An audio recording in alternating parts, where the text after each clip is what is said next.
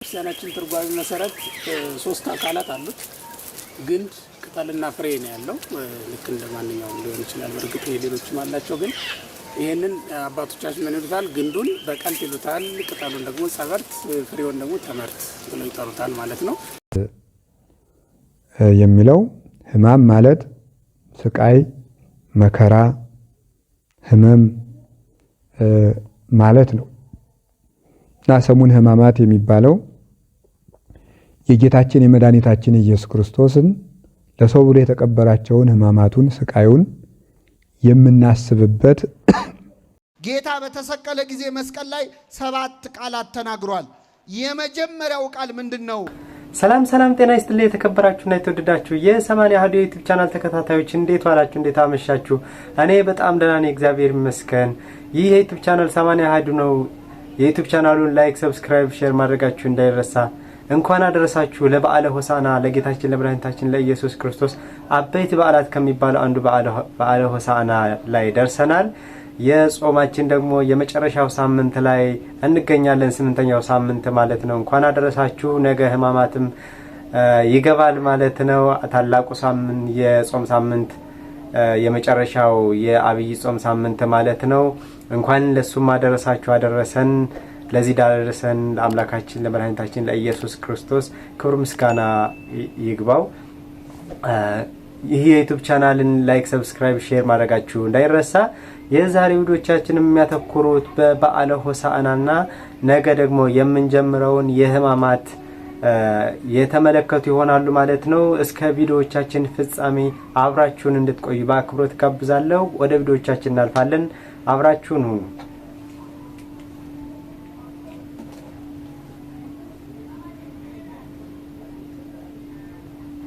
ክርስቲያናችን ትርጓሜ መሰረት ሶስት አካላት አሉት። ግንድ፣ ቅጠልና ፍሬ ነው ያለው። ልክ እንደማንኛውም ሊሆን ይችላል። በርግጥ ሌሎችም አላቸው። ግን ይሄንን አባቶቻችን ምን ይሉታል? ግንዱን በቀልት ይሉታል፣ ቅጠሉን ደግሞ ጸበርት፣ ፍሬውን ደግሞ ተመርት ብለው ይጠሩታል ማለት ነው። ለምእመናኑ ሶስት ነገሮች ነው ያሏቸው። ይሄን እንግዲህ በምእመናን መስለናል። ዛሬ ምእመናን ይሄንን ይዘው ነው ክርስቶስን የተቀበሉት ወደ ኢየሩሳሌም ቤተ መቅደስ ሲገባ ብለናልና ይሄን ዘንባባውን የምእመናን ምሳሌ አድርገውታል አባቶቻችን ሲመስሉት። ምእመናንም ሶስት ነገር አላቸው ማለት እምነት፣ ተስፋ፣ ፍቅር። እነዚህ ሶስቱ ያሏቸው ናቸው ምእመናን ማለት ነው። በእነዚህ ላይ የተመሰረተ ህይወታቸው የሚለውን ነገር ለማሳየት ግንዱን በቀልት ቅጠሉን ደግሞ ጸበርት እና ፍሬውን ተመርት ብለው ይጠሩታል ማለት ነው። እግዚአብሔር ቸር ነውና እንግዲህ በአራቱ ማዕዘን እንድናመሰግን ፈቅዶልን ምድርን በምስጋና እንሞላት ዘንድ ነው እንግዲህ በአራቱ ማዕዘን እየዞርን የምናመሰግነው። ምክንያቱም ይሄ ምስጋና ቀን ነው። የተፈቱ የታተሙ አንደበቶች ተፈተው ማመስገን የቻሉበት፣ ያውም ለምስጋና ለአቅመ ምስጋና ያልደረሱት ህፃናት ሳይቀር ከእናቶቻቸውና ከእናቶቻቸው ጀርባ እንዲሁም የሚጠቡትን ጡት ጥለው ወደ ምስጋና የዞሩበት፣ ጡት ያስጣለ ምስጋና የቀረበበት ቀን ማለት ነው። ከእናቶቻቸው ጡት ይልቅ የእግዚአብሔር ምስጋና የመረጡበት ቀን ነው እና በዚህ ቀን በእውነቱ በአራቱ ማዕዘን አይደለም ሌላም ማዕዘን ቢኖር እኮ በሁሉም እየተዟዟርን ብናመሰግነው እግዚአብሔርን ባልበቃንም ነበር። ነገር ግን ያው በአራቱ ማዕዘን እየዞርን የዓለም ያላት ማዕዘኖች እነዚህ ናቸውና በዚህ ሁሉ እየዞርን ለእግዚአብሔር ምስጋና የምናቀርብበት ቀን ነው። አራቱን ወንጌላት እያነበብን ደግሞ ለዚያ የሚስማማውን ዝማሬ ከቅዱስ ያሬድ ዜማ እያወጣጡ ሊቃውንቱ እያስገቡልን እየተዟዟርን ስናመሰግን ያደር ነው የምናድረው ማለት ነው። በዚህች ቀን ከምእመናን ህይወት ጋር የሚያመሳስሉ በጣም ብዙ ምስጢራት ነው ያሉት። ጥቂቷን ብቻ ለመንገር ያክል ግን ዘንባባ በባህሪው እሳት እንኳን ቢመጣ ፍሬውን አያስፈላም። ፍሬውን ደብቆ ሰውሮ የመያዝ ችሎታ አለው። ይህም በዚህ በምታዩት በቅጠሎቹ ውስጥ ተደብቆ ስለሚኖር ማለት ነው። ለእሳት የማያስነካቸው ሁለት ነገሮች ነው ያሉት። አንደኛው ራሱ ቅጠሉንም እንዲህ ለብልቦት እሳቱ ይሄዳል፣ ግን ሾህን ነው የሚበላው። ይሄ እዚህ ላይ እንደምትመለከቱት ጫፍ ሾህ አለው እና እነዚህን ሾሆችን ብቻ እያቃጠለ እሳት በመጣ ጊዜ ውስጡን ግን አይበላውም ማለት ነው። አሁን እዚህ ላይ የምታዩት ይሄኛው አለ። ለምሳሌ ይሄኛው ቅጠሉም ዝም ብሎ እንዲዝርግ ስለሆነ ይበላዋል። ግን አሉ ከመሀል ላይ ያሉት አዳዲሶቹ ያላረጁት ማለት ነው። እነዚህ ማለት ነው እነዚህ እንደምታዩቸው ወደ ላይ ነው ቅጠላቸውም እንዳለ የወጣውና ግንዱን ተጠግተው ስለሆነ የበቀሉት እሳት አይበላቸውም። እሳት የሚበላው ምን ነው? ሾሃቸውን ብቻ ነው የሚያገኘው ማለት ነው። እንዲህ ተጠጋግተው እሳት ሳያስገቡ እንዳለ ይኖራሉ ማለት ነው። ይሄንን አባቶቻችን የምእመናን ምሳሌ አድርገውታል። ምእመናንም ግንዱን ኢየሱስ ክርስቶስን ተከትለው ወይም በሱ አምነው እሱን ተጠግተው ነው የሚኖሩት። ኢየሱስ ክርስቶስ የወይን ግንድ እኔ ነኝ ብሏል አይደለ? የወይን ግንዳችን ኢየሱስ ክርስቶስ ነው። የበቀልነው እሱን ተጠግተን ነው የምንኖረውም እሱን አምነን ነው። እሱን ተጠግተን እስከ ኖርን ድረስ ፈተናም ቢመጣ መከራም ቢመጣ ምንም እንኳን የሚጎዳን ነገር እንደሌለ ለማሳየት ነው። ራሱ መድኃኒታችን ኢየሱስ ክርስቶስም ምን ብሎናል? በእኔ የሚኖር ፍሬ ያፈራል አይደል የሚለው። በእኔ ካልኖራችሁ ግን ትቆረጣላችሁ፣ ወደ እሳትም ትጣላላችሁ ነው የሚለው በዮሐንስ ወንጌል ምዕራፍ 14 ላይ እንደምንማረው ማለት ነው። ይሄኛው ራሱን ለፈተና አሳልፎ የሰጠው ወይም እሳት ቢመጣ ከግንዱ ርቆ ነው የሚኖረው እንደምትመለከቱት ማለት ነው። ከግንዱ ርቆ ይኖራል። አሁን ይሄ እዚህ ላይ የምንመለከተው ማለት ነው። ተመልከቱት። ከግንዱ ጋራ ግንዱ ላይ ይብቀል እንጂ ከግንዱ ጋራ ምንም አይነት ጥግግት የለውም። ይሄኛውን ግን ስትመለከቱት ከግንዱ ተጠግቶ ነው የሚኖረው ማለት ነው። በክርስቶስ አምኛለሁ የሚል ማንኛውም ስራ ክርስቶስን መስሎ ክርስቶስን ተጠግቶ በክርስቶስ አምኖ መኖር አለበት። አለበለዚያ ነፍሱን ከዘላለም ሞት ማዳን አይችልም ማለት ነው። እና ነፍሱ ከዘላለም ሞት ከኃጢአት ከጥፋት ትድንለት ዘንድ አንድ ክርስቲያን ምን ማድረግ አለበት? በክርስቶስ አምኖ ክርስቶስን ተጠግቶ የሚኖር መሆን አለበት እንጂ ልክ እንደዚህኛው እንደው ግንዱ ላይ ይብቀል እንጂ ከግንዱ ርቄ እኖራለሁ የሚል ከሆነ ግንዱ ላይ መብቀሉ ምንም ትርጉም የለውም። አሁን አምኖ ተጠምቆ የክርስትና ስራ ካልሰራ፣ አምኖ ተጠምቆ ክርስቶስን የሚያስመስል ስራ ካልሰራ ማመኑ መጠመቁ ብቻውን ወደ ዘላለም ሕይወት አያደርሰውም ማለት ነው። ዕለቱ ሆሳዕና ነው። ሆሳዕና ማለት መድኃኒት ማለት ነው። አባቶቻችን ነቢያት ኦ እግዚኦ አድኅንሶ፣ አቤቱ አሁን አድና፣ አሁን አድን እያሉ ሲያመሰግኑት በትንቢት ሲናገሩለት የነበረ ቀን ስለነበረ ዛሬ ያ ቀን ደርሶ ዛሬ ሆሳዕና በአርያም ለዳዊት ልጅ ለክርስቶስ መድኃኒት መባል ይገባዋል የሚል ዝማሬ የምናቀርብበት ቀን ነው። ሆሳዕና በአርያም ለወልደ ዳዊት፣ ለዳዊት ልጅ ለክርስቶስ ሆሳዕና መባል ወይም መድኃኒት በሰማይ መባል ይገባዋል የሚል ዝማሬ የምናቀርብበት ቀን ነው። እንዴት ደስ ይላል በእውነት የሰው ልጅ መድኃኒት ተብሎ መጠራት የቻለበት ቀን ነውና። ምክንያቱም እስከዚህ ቀን ድረስ የሰው ልጅ መድኃኒት ፈላጊ ነበር እንጂ መድኃኒት መሆን ያልቻለበት ቀን ነበር። ግን አሁን ለአምላካችን ክብር ይግባውና አምላካችን እግዚአብሔር በገዛ ፈቃዱ ወርዶ ከኛ ተወልዶ ከኛ ጋር ተዛምዶ የኛን ስጋ ገንዘብ አድርጎ ተዋህዶ ስጋችንን መድኃኒት አድርጎታል። በስጋ የሞትን እኛን በስጋ ሊያድነን ስለፈለገ መለኮቱን ከስጋችን ጋር አዋህዶ የማይሞት መለኮት የሚሞት ባህሪን የሚሞት ስጋን ተዋህዶ እኛን ለማዳን ስለመጣ መድኃኒት መባል ተገባው ተብሎ ተነገረና ይህን ዝማሬ ስንዘምር እንደ ቀላል ነገር አንመለከተው እውነት ለመናገር። ምክንያቱም እግዚአብሔር ያደረገልንን ማዳን በዚህ አረፍተ ነገር ውስጥ እናገኘዋለን። አሁን የሰው ልጅ በእውነት መድኃኒት መባል የሚገባው ፍጥረት ነው የነበረ። በራሱ ሕይወት የመረረችው ኑሮ ይሰለችው አልነበረም እንዴ? በእውነቱ መጽሐፍ ቅዱስ እንደሚነግረን ጽድቅ እንኳን ሰርቶ ጽድቁ እንደ መርገም ጨርቅ የተቆጠረችበት የሰው ልጅ እኮ ነው ዛሬ መድኃኒት መባል የተገባው ማለት ነው። ትሞታለህ እንጂ አትድንም የሚል ደብዳቤ የተላክበት የሚል መልእክት ይላክበት የነበረው የሞት ተስፋን ሰንቆ ወደ ምድር የመጣው የሞት ዕዳን ተሸክሞ ማለት ነው። የሞት ዕዳን ተሸክሞ ወደ ምድር የመጣው አዳም ሆይ መሬት ነህና ወደ መሬትነት ትመለሳለህ የሚል የመርገም ቃል በግንባሩ ላይ ተጽፎበት የመጣው በግንባሩ ላይ ታትሞበት የመጣው የአዳም ባህሪ ነው ዛሬ እንግዲህ መድኃኒት መባል ይገባዋል ተብሎ በምስጋና ማዕድ የቀረበው ማለት ነውና እውነት ለመናገር ይህን አረፍተ ነገር ስናመሰግን ይህን ስናነሳ በራሱ በጣም ትልቅ ክብር ይሰማናል። ለአምላካችንም ስግደት እናቀርባለን። ምክንያቱም ከዚህ በላይ ምንም ነገር የለምና ለሰው ልጅ መድኃኒት መባል ተገብቶታል። ከዳዊት ዘር ተወልዶ ለዳዊት ልጅ ነው የሚለው። ለዳዊት ልጅ መድኃኒት መባል ይገባዋል። ለእግዚአብሔር ልጅ እንኳን አይደለም ያለው። የመረጠው እንኳን ታህታዊውን ስም ነው፣ ታችኛውን ስም ነው። የላይኛውን የአባቱን ስም አይደለም የጠራው፣ የታችኛውን አባቱን ስም ነው አስጠርቶ በምስጋና ያቀረበው። መድኃኒት መባል ይገባዋል ተብሎ የተነገረለት ለአምላካችን ለመድኃኒታችን ለኢየሱስ ክርስቶስ ነው ማለት ነው። እና ፈተና በመጣ ጊዜ የምንሰነካክለው የምንወድቅበት ምክንያትም አንዱ እሱ ነው፣ ክርስቶስን ተጠግተን ስለማንኖር ነው። ይሄኛው ግን ተመልከቱ፣ ተጠግቶ ይኖራል። ከዛ እሳት ቢመጣ ምን ይሆናል? ላዩን ለብልቦ ይሄዳል እንጂ ምን ማለት። እሾሁ ደግሞ የኃጢአት ምሳሌ ነው። እሾሁን አቃጥሎት እንደሚሄደው ሁሉ እሳት መከራም ቢመጣ የእውነተኛ ምእመናንን ኃጢአታቸውን አጥፍቶላቸው እንዲያውም ልባቸውን በደንብ አጽንቶላቸው ማለት ነው። በፈተና የሚቀልጥ ሰውነት አለ አይደለ? ፈተና አጽንቶት የሚሄድ ሰው አለ። ፈተና አቀልጦት አጥፍቶት የሚሄድ ክርስቲያን ደግሞ አለ። ፈተና አጽንቶት የሚሄድ እንደ ወርቅ ያለውን ክርስቲያን አጥርቶት ነው የሚሄድ እንጂ ያጠፋው።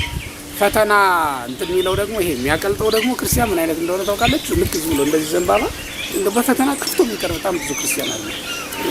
በካህኑ ምክንያት ተሰናክሎ፣ በሰባኪ ምክንያት ተሰናክሎ የሚጠፋ ክርስቲያን አለ። እሱ እንግዲህ በተለያየ ምክንያት ፈተና የሚያጠፋው ክርስቲያን ይባላል ማለት ነው። እነሆ ለጽዮን ልጅ ንገሯት ይላል መጽሐፍ ቅዱሳችን። በነቢይ የተነገረውን የዘካርያስን የትንቢት ቃል በመጥራት ሐዋርያው ቅዱስ ማቴዎስ በጻፈው በማቴዎስ ወንጌል ምዕራፍ 21 ከቁጥር 1 ጀምራችሁ ስትመለከቱት እነሆ ለጽዮን ልጅ ንገሯት ንጉስሽ በአህያ ላይ ተጭኖ ይመጣል፣ ንጉስሽ በአህያ ተጭኖ ይመጣል ነው የሚላት። ትሁት ንጉስ ነውና በአህያ ተጭኖ ይመጣል ይሻል ነው ያላት። ያልወደደችው ያላነገሰችው ንጉሷ ነው። ተመልከቱት፣ እምቢ ያለችው ያመፀችበት ንጉሷ ዓለምን ንጉስ ዘይን ለቄሳር ከቄሳር በቀር ሌላ ንጉስ የለንም ብላ ያመፀችበት ንጉሷ እነሆ በአህያ ተጭኖ ይመጣል አላት።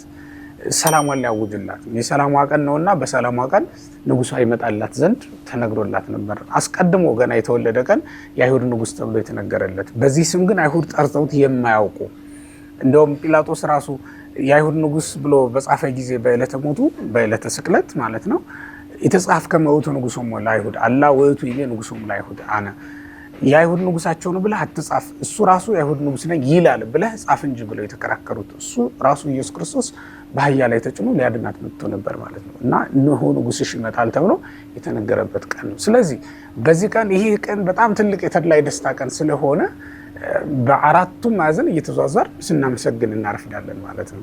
በዚህ ቀን የተደረጉ ነገሮችን ባጭሩ እንመልከት። ሰፊ ነው ታሪኩ እውነት ለመናገር በዚህ ቀን የተደረገው በጣም የሚያስገርሙ ነገሮችን ግን እንመለከታለን። አንደኛው የታሰረችውን አህያ ከነውርንጫዋ ፈታችሁ አምጡልኝ ማለቱ ነው። በጣም የሚያስገርመው ታሪክ በዚህ ቀን። ሁለተኛ የጽዮን ንጉስ የተባለው ኢየሱስ ክርስቶስ በአህያ ጀርባ ላይ ተጭኖ መሄዱ ነው። በጣም የሚያስገርመው እሱ ነው። ሶስተኛው ደግሞ በዚያ ቀን ይህንን ምስጋና ያዩ ሰዎች ሁሉ ልብሳቸውን እያነጠፉ እሱ ለተጫነባት አህያ መሬት ላይ ልብሳቸውን እያነጠፉ መዘመራቸው ነው። የዘንባባ ቅጠል ይዘው የዘመሩለት መሆናቸው ነው። አራተኛው በዚህ ቀን ከሚጠቡትና ከህፃናት አፍ ምስጋና ለራሱ ያዘጋጀ መሆኑ ነው። አምስተኛው ወደ ቤተ መቅደስ የገባው ከዚህ ቀደም እንደሚገባበት አይነት መንገድ አልነበረም። ያ ማለት ከዚህ ቀደም ድውያንን ለመፈወስና ለማስተማር ይገባ ነበር። ዛሬ ግን በኃይልና በስልጣን ነው የገባው። በብዙ ህዝብ ታጅቦና ተከቦ እየተዘመረለት የገባበት ቀን ይሄ ቀን እና ይሄ ቀን በጣም ልዩ ያደረገው አንዱ ይሄ ነው። አምስተኛው ልዩ የሚያደርገው ይሄንን ቀን ማለት ነው በዝማሬ ታጅቦ በስልጣን የገባበት። ስድስተኛው የአይሁድን ክፋታቸውን ያጋለጠበትና ገቢያቸውን የፈታበትም ቀን ነው ይሄ ቀን። ሰባተኛው አይሁድን ተከራክሮ የረታበት ቀን። አይሁድ ጥያቄያቸውን አቅርበዋል። በመባህ ተመኑ ትገብር ዘንተ፣ ይህንን በማን ስልጣን ታደርጋለህ? ይህን ስልጣን የሰጠ ማን ነው ብሎ በጠየቁት ጊዜ አይ እንኪያስ እናንተም ጥያቄ ይመልሱ ብሎ ሌላ ጥያቄ የሰጣቸው ነው የሚለው። ጥምቀቱ ለዮሐንስ ማየቴ የዮሐንስ ጥምቀት ከወዴት ናት? ከሰማይ ናት ወይስ ከምድር ብሎ ጠየቃቸው። ጥያቄውን መመለስ አልቻሉም። በዚያው እንደወጡ ቀሩ ይላል። እንዲህ አፍረው የተመለሱበት የሚመልሱት ያጡበት ቀን ነው ይሄ ቀን ማለት ነው። እና ይሄ ቀን እነዚህ 7 ምክንያቶች ልዩ የሚያደርጉት ልዩ ቀን ነው። ቃልን ያሰማልን መምህራችን የኔታ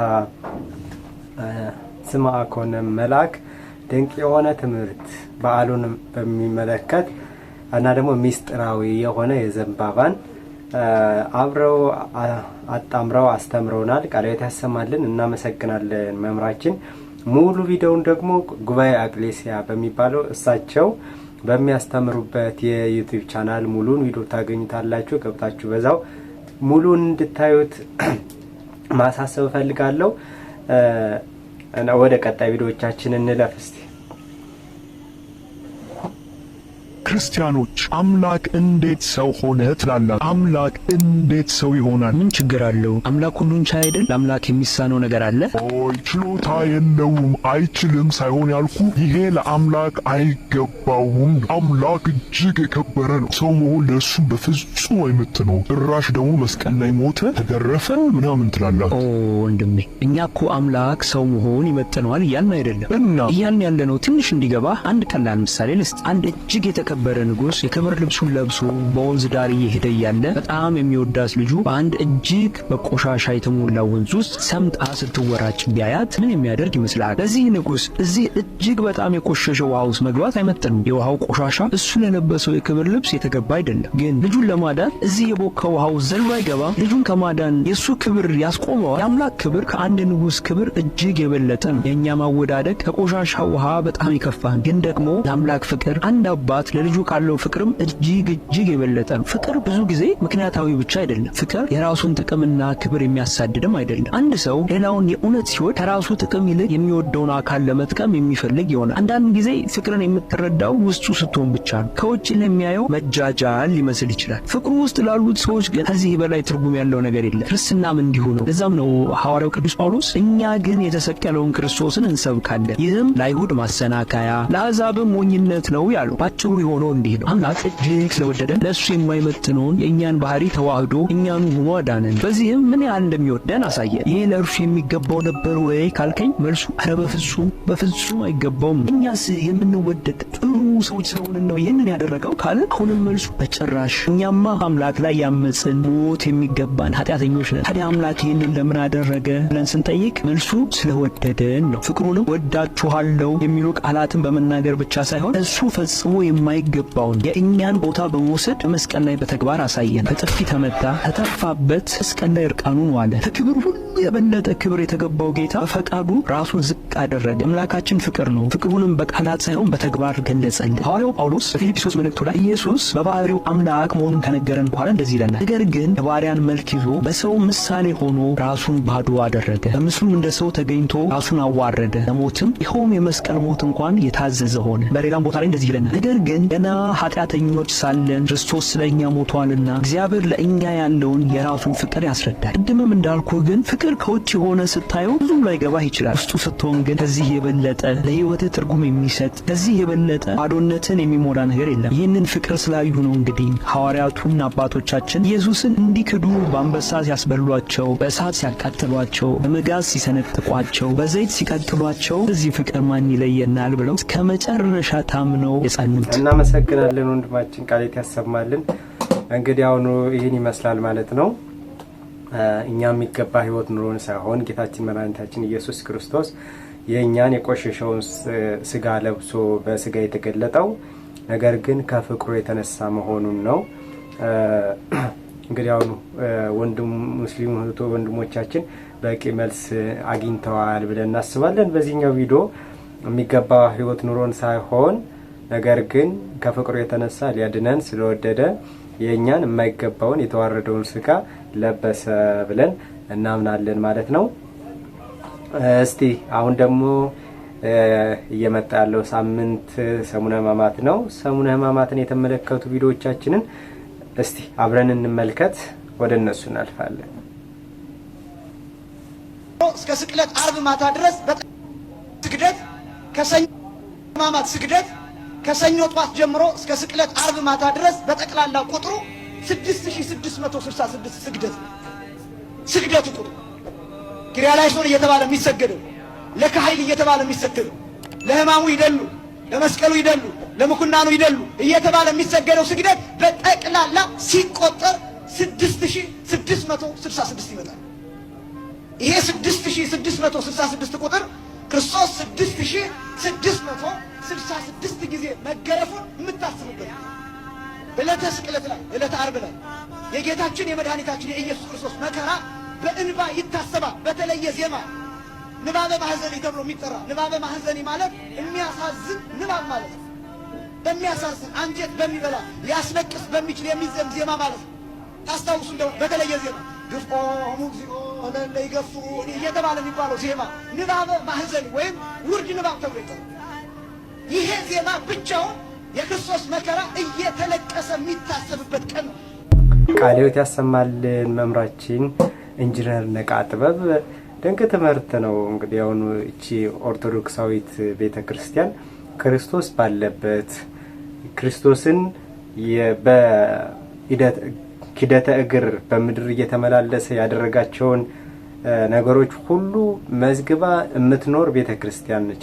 እኛም እንኳ በደለኞች ኃጢአተኞች ብንሆን ቤተክርስቲያን ግን ንጽሕት ክብርት ንዕድት ነችና እንደው በዚህ ተዋህዶ ሃይማኖት ያጽናን እስከ መጨረሻው። በእውነቱ ድንቅ ነው። እንደው ብንናገረው ብንለው የማያልቅ ነው። በጣም የኢየሱስ ክርስቶስን ሕይወት በስጋ ለብሶ በተገለጠበት ጊዜ ያደረገውን ያዘዘውን እንከን ሳይወጣባት አንድም ሳታጎድል የምታደርግ ቤተክርስቲያን ነችና በሰሙነ ሕማማት ከዕለተ ሰኞ እስከ ዕለተ ዓርብ ስቅለት ድረስ የሚሰገደው ስግደት ኢየሱስ ክርስቶስ የተገረፈውን ግርፋት መዝግባ እሱን አስታውሳ እሱን ትሰግዳለች ማለት ነው። እሱን እንሰግዳለን ማለት ነው እና ለመምህራችን ቃለ ሕይወት ያሰማልን። እኛንም በሰሙነ ሕማማት የነፍስን ዋጋ የምናገኝበት እንዲያደርግልን ቅዱስ እግዚአብሔር መልካም ፈቃዱ ይሆንልን። እኛም ሰግደን ፍሬ የምናፈራበት ያርግልን። አሜን። ወደ ቀጣይ ቪዲዮቻችን ሰሙነ ሕማማት በደንብ አድርጋችሁ ስሙ። አሁን ወደፊት ሰሙነ ሕማማት ላይ የሚያጋጥሙን ስለሆነ ማለት ነው። በሰሙነ ሕማማት ማለት ከሰኞ ጀምሮ እስከ ዓርብ ድረስ ሁሉ ጊዜ ሰሙነ ሕማማት ሰኞ ነው የሚጀምረው። ከሰኞ እስከ ዓርብ ማለት ዓርብን ጨምሮ በሁሉም ዕለታት ይሰገዳል። በደንብ ስሙ። በሁሉም ዕለታት ይሰገዳል። ይሄ 21 12 29 የሚል ነገር አይሰራም። ሰድመት እንኳን የለም እዛ ውስጥ ግን የግዝት በዓላት የሉም። በሁሉም ዕለታት ታስታውሱ ከሆነ በ2008 ዓመተ ምህረት ስቅለት የዋለው ዕለተ ዓርብ ማለት ነው ሚያዝያ 21 ቀን ነበር። የሚገርም ነው። ሚያዝያ 21 ቀን ከግዝት በዓላት አንዱ። ስለዚህ ዓርብ ዕለት በየቤተ ክርስቲያኑ ጉራማይሌ የሆነ ነገር ነበር ያየን የነበረው። ሊቃውንቱ ተናግረዋል። አንደኛ በዚህ ዕለት ይሰገዳል። ምክንያቱም በዓላት የሚታሰቡበት አይደለም። ያለችው ራሷ ቤተ ክርስቲያን በ5500 ዘመን ውስጥ ነው። ያንን ነው የምታስበው። ስለዚህ ግማሹ ባንገት ነው ይላል፣ ግማሹ በወገብ ነው ይላል፣ ግማሹ ይሰገዳል ይላል። ስለዚህ ጉራማይሌ ነበረ። 21 ቢሆን ዕለተ ዓርብ ይሰገዳል፣ 29 ቢሆን ዕለተ ዓርብ ይሰገዳል፣ 12ም ቢሆን ዕለተ ዓርብ ይሰገዳል። ቀኑ ራሱ የስግደት ዕለት ነው የሚባለው። ለምን ያለነው በ5500 ዘመን ውስጥ ነው። ስግደት ብቻ አይደለም እኮ በዓላት ብቻ አይደለም የሉም ያለው ራሱ መስቀል የለም፣ ቡራኬ አይሰጥም፣ እግዚአብሔር ይፍታ አይባልም፣ ራሱ ስርዓተ ቅዳሴ የለም፣ ቅዱስ ሥጋውና ክቡር ደሙ አይፈተትም። ስለዚህ እነዚህ ነገሮች በሙሉ በሌሉበት በዓላት ደግሞ በአዲስ ኪዳን ነው የተሰሩት፣ ክርስቶስ ከተሰቀለ በኋላ ነው። ስለዚህ ስግደቱ የጸሎት አካል ነው እና አይቋረጥም። የግዝት በዓላት በሰሙነ ሕማማት ውስጥ አይታሰቡም። ስግደት ቅድመ ጸሎት፣ ጊዜ ጸሎት፣ ድህረ ጸሎት። በጸሎታችን ጊዜ ሁል ጊዜ ከጸሎታችን በፊት እንሰግዳለን። ከዛ በጸሎት ጊዜ ደግሞ የመስቀሉን ወይም የስግደቱን ነገር ይቅርታ፣ የመስቀል ነገር ሲያነሳ እናማተባለን ጸሎታችን ውስጥ፣ የስግደት ነገር ሲያነሳ ደግሞ እንሰግዳለን። ከዛ ከጸሎታችን በኋላም ማሳረጊያ ላይ ሰግደን አረፍ እንላለን። በዚህ በፍትሐ ነገሥት አንቀጽ 14 ላይ ቁጥር 536 ላይ የሚጸልይ ሰው ይላል፣ ልብ አድርጉ፣ በጸሎት ጊዜ ስግደትን የሚያነሳ ክፍል ወይም አንቀጽ ሲደርስ ለልዑል እግዚአብሔር ይስገድ ይላል። ልክ ስግደትን የሚያነሳ ክፍል ሲደርስ ይሰግዳል። መስቀልን የሚያነሳ ክፍል ላይ ሲደርስ ደግሞ ያማትባል ማለት ነው። ስለዚህ በጸሎታችን ጊዜ ሁሌ የምንጠቀምበት ነው። ስግደት የጸሎቱ አንድ አካል ነው፣ መስዋዕት ነው። ቅድመ ጸሎት፣ ጊዜ ጸሎት፣ ድህረ ጸሎት ልንሰግድ ይገባል ማለት ነው። እንግዲህ ስግደትን በተመለከተ እናንተ ተመልካቾቻችን የምትልኳቸውን ጥያቄዎች በአብዛኛው አውደ ምሕረት ላይ የሚነሱ ጥያቄዎችን ሰብስበን በዚህ መልኩ አቅርበናል። ሌሎች መነሳት አለባቸው የምትሏቸው ጉዳዮች ካሉ ደግሞ እነዚህን በሌላ ቪዲዮ ይዘን እንቀርባለን። ለዛሬው ግን ይህንን ያህል ከተነጋገርን ይበቃናል። እግዚአብሔር በቸርነቱ ሰግደን ለመጠቀም ያብቃል። ውድ የቀንዲል ሚዲያ በቀንዲል ሚዲያ የልማድና ክርስትና መርሃ ግብር ተከታታዮች ወንድሞቻችን፣ እህቶቻችን፣ እናቶቻችንና አባቶቻችን ሁላችሁም ይህን መርሃ ግብር እየተከታተላችሁ ስለሆነ እጅግ በጣም ደስታ ይሰማናል። እንደተለመደው ላይክ፣ ሼር፣ ሰብስክራይብ በማድረግ እስከ መጨረሻው በማየት ለሌሎቹም በማጋራት አጋርነታችሁ እንድትገልጡ የተለመደውን ጥሪያችንን እናስተላልፋለን። የሰማነውን በልቦናችን ያሳድርብን። ይቆያል። ቃለ ሕይወት ያሰማልን። ለመጋቤ ሃይማኖት ምትኩ አበራ ልማድና ክርስትና በሚለው በዩቲዩብ ቻናል እናውቃቸዋለን። ቃለ ሕይወት ያሰማልን። እንግዲህ አሁኑ በሰሙነ ሕማማት ግዝት በዓል የሚባል የለም፣ ወይም ደግሞ የማይሰገድባቸው ቀናት አሉ አይደለ? የስላሴ ቀን በ7 ማለቴ በ12 በ21 እና በ27 የማይሰገድባቸው ናቸው። በሌላ ጊዜ በሰሙነ ሕማማት ግን የማይሰገድ ቀን የለም። ግዝትም ቢሆን የማይሰገድባቸው አበይት በዓላት የሚባሉም ቢሆኑ ይሰገዳል ማለት ነው። ቃለ ሕይወት ያሰማልን። በድጋሜ ቀጣይ እስቲ ወደ ዲያቆን ዘላለም እንሄዳለን። ቪዲዮን እንከታተል። እናፍቃት ለሰሙነ ሕማማት ወቅት ሁላችንንም በሰላምና በጤና አደረሰን። በቤተ ክርስቲያናችን በአጽዋማት ወቅት ካሉ ሳምንታት መካከል በጣም በብዙ ህዝበ ክርስቲያን ከሚናፈቁ ሳምንታት መካከል አንዱ ሰሙነ ሕማማት ነው። ይህ ሳምንት የአብይ ጾም የመጨረሻው ሳምንት ሲሆን ከእሁድ ከሆሳዕና በዓል ከከሰዓት ጀምሮ እስከ ጌታችን መድኃኒታችን ኢየሱስ ክርስቶስ በከርሰ መቃብር እስከገባባት እስከ ቅዳሜ ድረስ የሚቆይ የሕማም የጭንቅ የጌታችን ኢየሱስ ክርስቶስ ስለ ሰው ልጆች ፍቅር ሲል የተቀበለውን መከራ የምናስብበት ሳምንት ነው። በዚህ ሳምንት የአብይ ጾምን ስርዓትን ተከትለው የሚጾሙ ማንኛውም ክርስቲያኖች የተለየ የቤተ ክርስቲያናችንን ውበት የተለየ የቤተ ክርስቲያናችንን የጾምና የጸሎት ስነ ስርዓትም ጭምር የሚሳተፉበት ነው። ከበፊቱ በተለየ መልኩ አብዝተን የምንሰግድበት፣ ከበፊቱ በተለየ መልኩ ህዝበ ክርስቲያኖች ከቤተ ክርስቲያን ቅጽር ግቢ ሳይታጡ በየሰዓታቱ የሚደረገውን የግብረ ሕማማት ምንባባት፣ ጸሎቶች፣ ስግደቶች ሳይወጡ የሚሳተፉበት ጌታችን ኢየሱስ ክርስቶስ እኛን ለማዳን የተሳተፈውን ይህንን መከራ እነሱም ወደ ቤተ ክርስቲያን ገብተው እርሱ ከሙታን መካከል ተነሳ የሚለውን አዋጅ እስኪሰሙ ድረስ ከምግብ ከመጠጥ ከበፊቱ በተለየ መልኩ ራሳቸውን በደንብ ከልክለው ከጌታችን ትንሣኤ ጋር አብሮ ለመነሳት የሚያሳልፉት የተለየ ሳምንት ነው። ይህ ሳምንት በመላው የኦሪየንታል ወይንም ደግሞ የአህቲ አብያተ ክርስቲያናት ባሉ ሳምንታት ውስጥ የሚታወቅ ሳምንት ነው። በእኛ ሰሙነ ሕማማት ይባላል። በሌሎች አብያተ ክርስቲያናት በውጮቹ ባሉት ደግሞ ፓሽን ዊክ የጌታችንን ሕማም መከራ የሚታሰብበት ሳምንት ነው ይባላል። ቅድስት ቤተ ክርስቲያናችን ይህንን ሳምንት ሰሙነ ሕማማት ብላ ነው የምትጠራው። ሰሙነ ማለት 8 ወይንም ደግሞ ቆይታ ወቅት እንደማለት ነው። ሕማም ማለት ደግሞ ጭንቅ፣ መከራ፣ ስቃይ፣ እንግልት፣ የተለያዩ ጽዋት ደዌዎችና መከራዎች ብለንም ልንተረጉመው እንችላለን። በሰሙነ ሕማማት ወቅት የጌታችን ኢየሱስ ክርስቶስ ሕማሙ ጭንቁ የተቀበለው መከራም ጭምር የሚታሰብበት ነው። በእርግጥ መድኃኒታችን ኢየሱስ ክርስቶስ መከራውን መቀበል የጀመረው በዚህ ሳምንት አይደለም። የአምላካችን ኢየሱስ ክርስቶስ መከራ የጀመረው አስቆሮታዊ ይሁዳን እንደሚሸጠው እያወቀ እንደሚከዳው እያወቀ ተምሮ ማድረግ የሚጠበቅበትን ነገር በሙሉ አድርጎለት፣ ነገር ግን በመዝሙር 40 ላይ እንደተናገረው እንጀራዬን የበላ ተረከዙን በእኔ ላይ ያነሳ እንዳለው ያንን ሁሉ ተደርጎለት እንዳልተደረገለት ሆኖ እንደሚክደው እያወቀ ያስገባው ቀን ነው። የጌታችን በነገራችን ላይ የይሁዳን እንደሚሸጠው እያወቀ መምረጡ በጣም የሚደንቅ ነገር ነው። ለይሁዳ ያደረገው ምህረት በነገራችን ላይ ለኛ ያደረገው ምህረት ነው። እንደምንክደው እያወቀ ትላንትና ታማኝ የሆንለት ሰዎች ነገ ጀርባችንን አዙረን እንደምንክደውና አሻፈረኝ ብለን ለተለያየ ጥቅማ ጥቅም ይሁዳ በገንዘብ እንደታለለው ሁሉ በገንዘብ ይሁን በሌላ ነገር እንደምንታለል እያወቀ አምላካችን ማቆየቱ ለይሁዳ ያሳየው ትዕግስት ለኛም የሚያሳየው ነው። ይሁዳን በቻለበት መልኩ እኛን የሚችልበት ነው።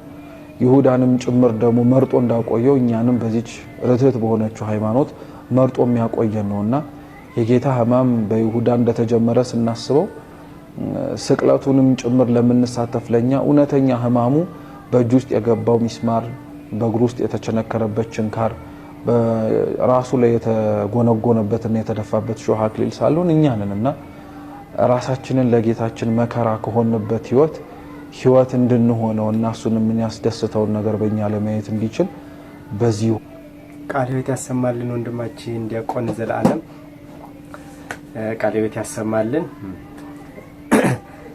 እንደ ተማሪው ነው እንግዲህ አሁን በሰሙነ ሕማማት የምንችል ሁላችንም በቀጥሩ ግቢ እየተገኘን የምንሰክርበት የምንጸልይበት ከሌላው ጊዜ አብልጠን ወደ እግዚአብሔር የምንቀርብበት መሆኑን ነው ዲያቆን ዘላለም ያስተማረን።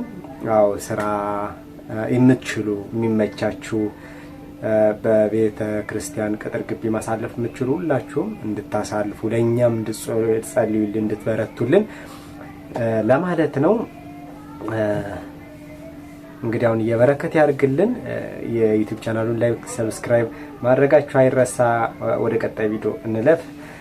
ዲያቆን ሄኖክ ኃይሌ እስቲ ስለ ሕማማት ስለ ጌታችን መድኃኒታችን ኢየሱስ ክርስቶስ ስላገኘው መከራ እስቲ የሚለን አለ የሚያስተምረን፣ አብረን እንከታተል።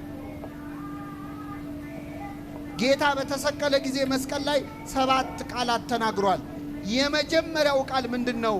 አባት ሆይ የሚያደርጉትን አያውቁምና ይቅር በላቸው። ይገርማቸዋል። ክርስቶስ የሚያደርጉትን አያውቁምና ይቅር በላቸው ያለው ገና መስቀል ላይ ያለ ነው። ከኔ ጋር ናችሁ? ገና ሚስማሩ ከእጁ ሳይወጣ። አሁን ከዚህ ጉባኤ ስትወጡ ምእመናን፣ እዚሁ ጉባኤ ላይ ቆይታችሁ ስትወጡ አንድ ሰው እግራችሁን ቢረግጣችሁ ወይ ይቅርታ ቢል ትቀበላላችሁ? አትቀበሉ? ትቀበላላችሁ። ግን እግራችሁን ረግጦ ጭፍልቅ አድርጎ እያሸ ይቅርታ ቢላችሁስ ትቀበላላችሁ? መጀመሪያ እግርን ከእግሬ ላይ ምን በል አንሳ። ክርስቶስ እኮ ሚስማሩ ከእጁ አልወጣም። ገና እኮ የሾህ አክሊሉ ልቡ ድረስ ይሰማዋል። እያመመው ነው። የሚያደርጉትን አያውቁምና እኛ እኮ ይቅርታ ካረግን እንኳን ካለፈ በኋላ ነው። የዛሬ 10 ዓመት ምናምን የተበደለውን ነገር መቼስ ትቼልሻለሁ እንላለን። እሱንም አንልም። በእውነት የወጋ ቢረሳ ይኸው ታውቁታላችሁ። ሲቆይ የረሳው ልጅ መሰለሽ እንዴ ነው? ተወቅቶ የረሳው ማ ብቻ ነው? ክርስቶስ ገና ሚስማሩ ከእጁ ሳይወጣ የሚያደርጉትን አያውቁ። አሁን እዚህ መካከል ይህን ትምህርት የምትሰሙ ሰዎች ሰው ይቅርታ ማድረግ እንዳለበት ታምናላችሁ፣ እናምናለን። ግን የሆነ ይቅርታ ያላረግንለት ሰው የለም ወይ? የሆነች ይቅርታ ብሞት አላረግላትም የምትሏት ሴት የለችም ወይ? ሁላችንም ሕይወት ውስጥ ይቅርታ እንስማማለን። ግን እገሌ ከሆነ በሱ አትምጡብኝ እንላለን። እሷን ይቅር ብል ሞቼ እገኛለሁ እንላለን። እሱን ነው ይቅር በል ያለህ ክርስቶስ። እሱን ነው። ተመልከቱ፣ ክርስቶስ እዛው ነው ይቅርታ ያደረገው። የሚያደርጉትን አያውቁምና ይቅር በላቸው ሲል እዛው እያመመው ነው። አለፈ ብሎ አይደለም። ይቅርታ ያማል ወይ? አዎ ያማል። ይቅርታ ይከብዳል። ግን ይቅርታ አድርጉ። የይቅርታን ሕመም ከክርስቶስ በላይ የሚያውቀው የለም። በይቅርታ አይደል እንደ የተሰቃየው? ይቅርታ አይደል እንደ ያቆሰለው? ይቅር ብሎን አይደል እንደ ሞተው? የይቅርታን ኃይሉን መስቀል ላይ ያየ ነው። የሚያደርጉትን አያውቁምና ምን በላቸው ይቅር። አሁን ይቅርታ አድርጉ የምትባሉትን ሰዎች አንዳንድ ሰው ይቅር በል ሲል በፍጹም ይላል። እስቲ ልጠይቃችሁ ምእመናን፣ የበደሉን ሰዎች ምንም ያህል ቢበድሉን አይሁድ ክርስቶስ ላይ ያደረሱትን መከራ ያህል በድለውናል? አልበደሉን። የክርስቶስ ያህል አልተሰቃየንም። አይ መቼስ አንዳንድ ሰው ክርክር ይወድ የለ። አረ የእሱ ይሻላል ይላል አንዳንድ ሰው። አረ የእሱ ይሻላል፣ የእኔ ይብሳል። እሺ ይባስ፣ ግድ የለም። ከክርስቶስ በላይ ሰዎች በድለው ይሆናል። አንተ እንደ ክርስቶስ ንጹህ ነው ወይ? አይደለም። እሱ እኮ ንጹህ ሆኖ ነው የተበደለው። ግን የሚያደርጉትን አያውቁምና ይቅርታ። ይህንን የይቅርታ ልብ ለሁላችን ያድለን። ለጠቅላላ እውቀት አይደለም የምነግራችሁ። ይህን የምትሰሙ ሰዎች ይቅር በሉ የበደሏቸው ሰዎች፣ ለራሳችሁ ስትሉ። ቂም መያዝ ማለት ምእመናን ሰው ለመጉዳት ብሎ መርዝ መጠጣት ማለት፣ ሰው ለማበሳጨት ብሎ መርዝ መጠጣት። የምትጎዳው ራስህ ነህ። ለምን ነፍስህን ታቆስላታለህ? እዛው መስቀል ላይ ይህንን ንግግር ተናገረ ጌታ። ይህን ሲናገር የቀኝ ወንበዴ ልቡ ተሰበረ። እኔ ባልደረሱብኝ ሰዎች ላይ ደርሼ የሰው ንብረት ስቀማ ደም ሳፈስን የኖርኩት እሱ ለሚያሰቃዩት ሰዎች ይጸልያል ወይ ብሎ ልቡ ተሰበረና ጌታ ሆይ በመንግስት በመጣህ ጊዜ ምን በለኝ፣ ለሰቃዮች ካዘንክማ ለኔ አትጨክንብኝም፣ እባክህ ማረኝ አለ ይላል ቅዱስ ዮሐንስ አፈወርቅ። ወንበዴውን የመለሰ ሁላችንን ይመልሳል። አሜን። ቃለ ሕይወት ያሰማልን። ለዲያቆን ኃይሌ ግሩም ድንቅ ትምህርት ነው። እንግዲህ አሁኑ ጾም ላይ ነን። እንደገና ደግሞ ታላቁ ሳምንትም እየመጣ ስለሆነ ያው የበደልነውን ካለ ሁላችንም ይቅርታ ተባብለን ጸሎታችን ጾማችንን ከደመና በላይ አልፎ ወደ እግዚአብሔር እንዲደርስልን ይቅርታ ተባብለን ጾማችንን እንድንጨርስ ለማለት ነው። ቃለ ሕይወት ያሰማልን በድጋሚ። ከዚህ ቀጥሎ የአባታችን የሊቀ ሊቃውንት የኔታ አባ ገብረ ኪዳን ስለ ሕማማት ያስተማሩት ትምህርት አለ። ረዘም ያለ ቪዲዮ ስለሆነ እኔ እዚህ ላይ ላጠናቀቅና ቪዲዮውን ለቅላችሁ እሳቸው ላይ ምንም መጨመርም አያስፈልግም። ሌላ የሚጨምርሙኝ ሳይሆን ከሌሎቹ ላይ በቂ ስለሆነ እኔ እዚህ ላይ ላቁምና ቪዲዮን የኔታ ቪዲዮውን ይቀጥሉናል፣ ያስተምሩናል። ሙሉ ቪዲዮውን ደግሞ እሳቸው በሚያስተምሩበት የእሳቸው የገዳሙ ቻናል አላቸው ፈውስ መንፈሳዊ በሚል የዩቲዩብ ቻናል አለ። እሱ ላይ ሙሉ ታገኙታላችሁ። በጣም ድንቅ ነው። ቃለ ሕይወት ያሰማልን ለሁሉም ላስተማሩን አባቶቻችን። እንግዲህ አሁን የምንገናኘው ቀጣይ ሰሙነ ሕማማት እየመጣ ስለሆነ ከሕማማት በኋላ ወይም ፋሲካ ወይም ከፋሲካ በኋላ ነው ሊሆን የሚችለው። ምክንያቱም ሕማማት ስለሆነ ቪዲዮ አልሰራም። እመለቅላችሁ መረጃዎች ካሉ እለቃለሁ፣ ነገር ግን ቪዲዮ አልሰራም። እስከ ሳምንት እስከምንገናኝ ድረስ ቸርን ሰንብት። ሕማማቱን ጌታችን የመድኃኒታችን ኢየሱስ ክርስቶስ ሕማማቱን እያሰብን ለነፍሳችን ፈውስን የምናገኝበት እንዲሆንልን ቅዱስ እግዚአብሔር መልካም ፈቃዱ ይሆንልን። ደግሞ ከፋሲካ በኋላ ከሆነ የምንገናኘው ደግሞ መልካም በዓል ይሆንላችሁ ለማለት ተወዳለው። አብራችሁን ስለነበራችሁ ከልብ ከልብ አመሰግናለሁ። እግዚአብሔር ይስጥልኝ። የኔታ ይቀጥላሉ። እኔ ከዚህ አጠናቅቃለሁ። የዩቲዩብ ቻናሉን ላይክ፣ ሰብስክራይብ ማድረጋችሁ እንዳይረሳ እንድታበረታቱ እንጠይቃለሁ። የኔታ ይቀጥላሉ። እኔ እዚህ አቆማለሁ። እስከምንገናኝ ድረስ ቸር ሰንብቱ። እግዚአብሔር ይስጥልኝ። የሚለው ሕማም ማለት ስቃይ፣ መከራ፣ ህመም ማለት ነው እና ሰሙነ ሕማማት የሚባለው የጌታችን የመድኃኒታችን ኢየሱስ ክርስቶስን ለሰው ብሎ የተቀበላቸውን ሕማማቱን ስቃዩን የምናስብበት ጊዜ ነው። ይህንን የምናስብበት ምክንያት የሃይማኖታችን ነገር የተፈጸመው በዚህ ስለሆነ ነው። ድህነታችን የተከናወነው፣ ርግማን የጠፋልን፣ ሞት ድል የተነሳልን፣ መቃብር የተወገደበት፣ ዲያብሎስ የታሰረበት በክርስቶስ መከራ ስለሆነ ይህንን ማሰብ የክርስትና የመጨረሻውም የመጀመሪያውም የህይወት ዓላማ ነው። መመኪያችን ራሱ የክርስቶስ መከራ ሞት ነው። ማህተማችንም የክርስቶስ መከራ ነው። ወረቀት ተጽፎ ህጋዊነቱ እንዲረጋገጥ ማህተም እንደሚደረግበት ሁሉ እኛም የክርስቶስ የመሆናችን ምልክት ሕማሙን ስቃዩን መሳተፋችን ነው እና ቅዱስ ጳውሎስ ኢይዝያህር እንከ ዘይንበል በመስቀሉ ለእግዚእነ ኢየሱስ ክርስቶስ፣ በጌታችን በመድኃኒታችን በኢየሱስ ክርስቶስ መስቀል ካልሆነ በቀር ሌላ ትምክት ከኔ ይራቅ፣ በሌላ በምንም አልመካም ብሎ ገላትያ ምዕራፍ 6 ቁጥር 14 ላይ ነግሮናል። አልቦ ዘያነጤኒ፣ ማንም ሰው እንግዲህ አያዳክመኝ፣ እስመ ማኅተመ ሥጋሁ ለክርስቶስ እጸውር በሥጋዬ፣ የክርስቶስን ማኅተም የመስቀሉን ማኅተም በሥጋዬ ተሸክሜያለሁና ማንም አያድክመኝ ይላል።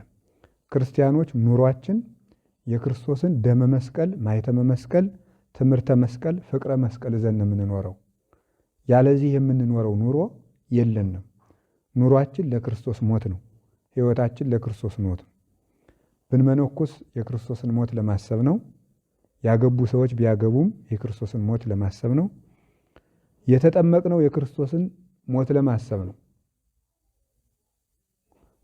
ወተቀበርነ ውስተ ጥምቀት በሞቱ፣ ቅዱስ ጳውሎስ ሲናገር በጥምቀት ከሱ ጋር ተቀብረናል ይላል። ሮሜ ምዕራፍ 6 ላይ ሲናገር ከቁጥር 5 ጀምሮ በጥምቀት ከሱ ጋር ተቀብረናል ይላል።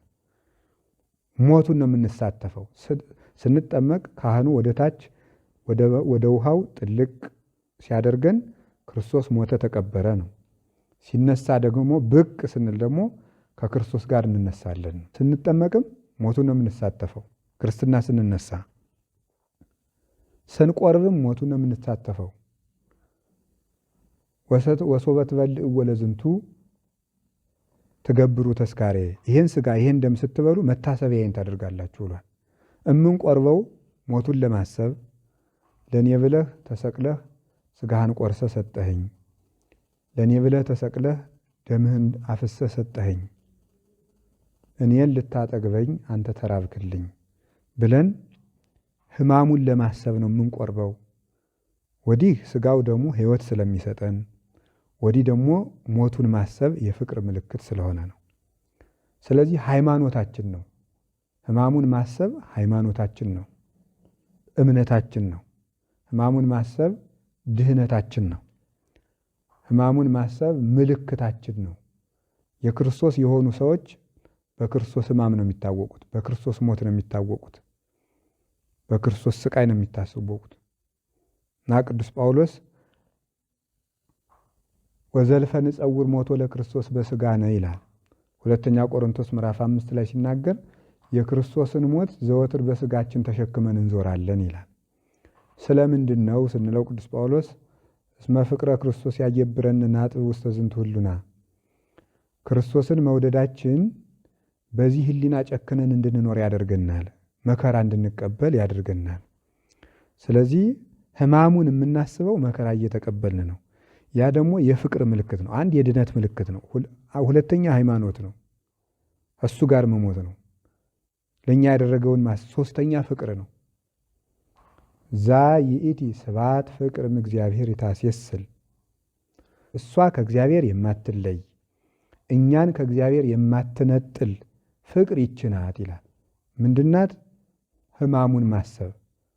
ፍስሐ ዘይትወዳ ዘቦቱ፣ የማይነጥፍ የማያልቅ ደስታ ያለው የክርስቶስን ሞት ማሰብ የማያልቅ ፍቅር ነው ይላል። የማይፈጸም ፍቅር፣ የማይነጥፍ የደስታ ምንጭ። ክርስቶስ ቤተ ክርስቲያን መስቀል ላይ ቤተ ክርስቲያንን መስርቷታል።